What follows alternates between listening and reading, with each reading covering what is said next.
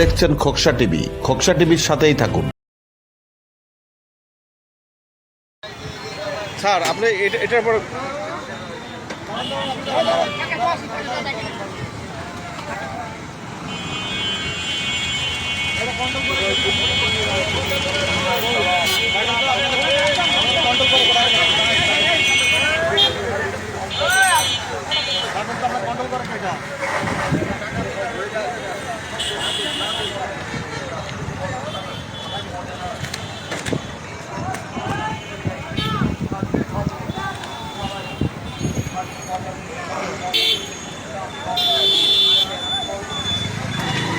দেখেন 4-5টা যেভাবে পার্কিং এর বিষয়টা নিয়ে আমরা তো অনেকবার বলেছি বিষয়টা নিয়ে আপনারা যেভাবে আমাদের ওইগুলো করতে হেল্প করেছেন সে বিষয়ে আপনারা তো কোনো হেল্প নেবার কোনো লেখালেখি তো করেন না। না আমরা আসলে বলেছি অনেকবার আমরা তো এই উদ্দেশ্যে নিয়ে এখানে এই জায়গাটা খালি করি নাই, যেখানে অটো স্ট্যান্ড হবে। জি জি জি জি এখানে সারি দিয়ে অটো রাখছেন কই? এই যে এখন তো অটো এই আমি দেখছি না শাহদুলের নাম্বার আছে, অটো স্ট্যান্ডার কই? আচ্ছা আপনারা বলেন না এখানে যারা আছে তারা বলেন এখানে অটো ড্রাইভার সে দিয়ে বলুক না কেন এই যে আরো দায়িত্ব আছে স্যার, এই দায়িত্ব আছে। আর শাহদুল আছে, সিরাজুল আছে। অটো স্ট্যান্ড বানাচ্ছেন কেন বানাচ্ছেন? কোথাও দেখবেন না আপনাদের এখানে বানাতে বলছে কে? 5 মিনিটের মধ্যে খালি করেন, 5 মিনিটে খালি করেন। সরান অটো, সরান সরান অটো, সরান। এখানে যে একটা অটো দেখছি আমি, একটা অটো যদি দেখছি প্রত্যেকের বিরুদ্ধে অবস্থা নেব আমরা। অটো স্ট্যান্ড বানানোর জন্য এখানে খালি করে নিই আমরা।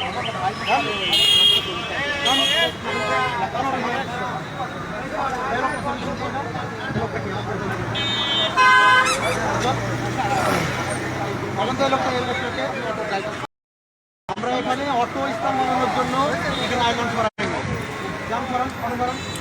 দর্শক দেখতে পাচ্ছেন খুচরা বাস স্ট্যান্ডের যে ছিল সেটা কিন্তু উচ্ছেদ করার পরে এই বাস স্ট্যান্ডের চারপাশে এলোমেলোভাবে যে গাড়িগুলো পার্কিং অটো মাহেন্দ্র সিএনজিগুলো এই পার্কিং করার কারণে কিন্তু সে জনদুর্ভোগটা রয়ে গেছে। আজকে আমাদের এই সরজমিনে কিন্তু এখানে উপজেলা নির্বাহী কর্মকর্তা রিপন বিশ্বাস কিন্তু সরজমিনে এসে সে বিষয়টা দেখছেন এবং সে নির্দেশনা প্রদান করছেন।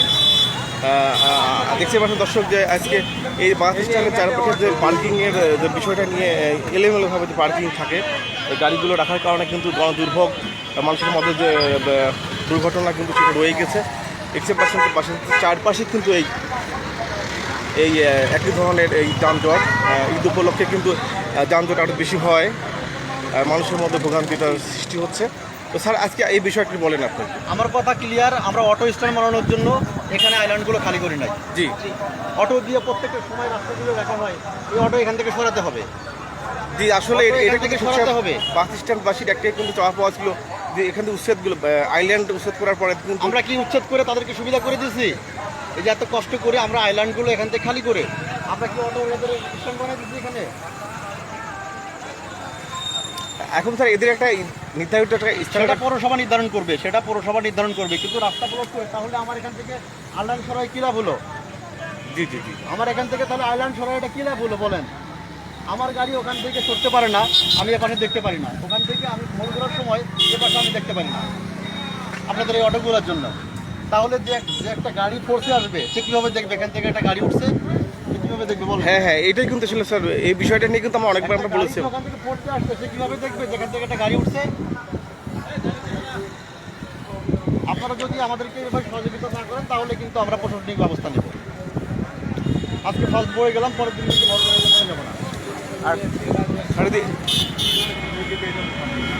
স্যার আরেকটি বিষয় স্যার, যেমন এই বাসগুলো যেমন ওই বাসগুলো ওইখানে দাঁড়ায় সামনে হবে, আরো সামনে বাস স্ট্যান্ডে যদি সরে সুন্দর মতো মানে তাহলে আমাদের কি লাভটা হলো বলেন? আমরা যে আইল্যান্ডগুলো কষ্ট করে বিভিন্ন দপ্তরের সাথে কথা বলে ঈদের আগে একটা করলাম, আইল্যান্ড অপসারণ করলাম, তো সেই আইল্যান্ডের জায়গাটা যদি আমার অটো ভ্যান বা সিএনজি দিয়ে এখন ব্লকই থাকে তাহলে আমাদের কি লাভ হলো বলেন?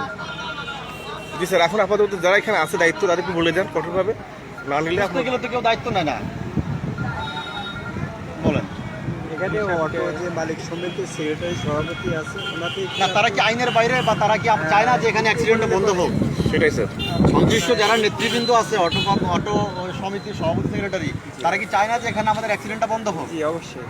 তো ওই জন্য আপনাকে আমরা দৃষ্টি আকর্ষণ করছি যে তাদেরকে একটু বলে দিলে আমার মনে হয় এখান থেকে যে যানজট যে এই অ্যাক্সিডেন্টগুলো আমি দুর্ঘটনাগুলো আজকে মাঝে বলে মাঝে গেলাম ঘটে আমাদের নলেজে থাকলো, না থাকলে আমি এখানে জি স্যার, মানে আপনাদের পরবর্তী পদক্ষেপ কি? পরবর্তী পদক্ষেপ পৌরসভা মেয়র মহোদয় নিয়ে এবং ওসি মহোদয়কে নিয়ে আমরা ব্যবস্থা নিব। ফার্স্ট ওয়ার্নিং দেওয়ার কথা আমি দিয়ে গেলাম, পরবর্তীতে কোনো আইনি পদক্ষেপ দিলে যাতে কেউ বলতে না পারেন যে আমাদেরকে না বলে আপনারা আইনি পদক্ষেপ নিচ্ছেন। জি স্যার, থ্যাংক ইউ। দর্শক, যেমনটি শুনছিলাম যে এই খোকসা বাস স্ট্যান্ডে যে আইল্যান্ড ত্রিভুজগুলো উচ্ছেদ করার পরে এই বাস স্ট্যান্ডে পরিষ্কার পরিচ্ছন্নতা বা বাস স্ট্যান্ড পরিষ্কার চারপাশটা ক্লিয়ার রাখার জন্য উপজেলা নির্বাহী অফিসার রিপন বিশ্বাস কিন্তু তিনি নির্দেশনা দিয়ে গেল যে এই বাস স্ট্যান্ডে অটো মাহিন্দ্র সিএনজিগুলো তারা এখানে রাখতে পারবে না, এগুলো পরিষ্কার থাকতে হবে। ঠিক আছে।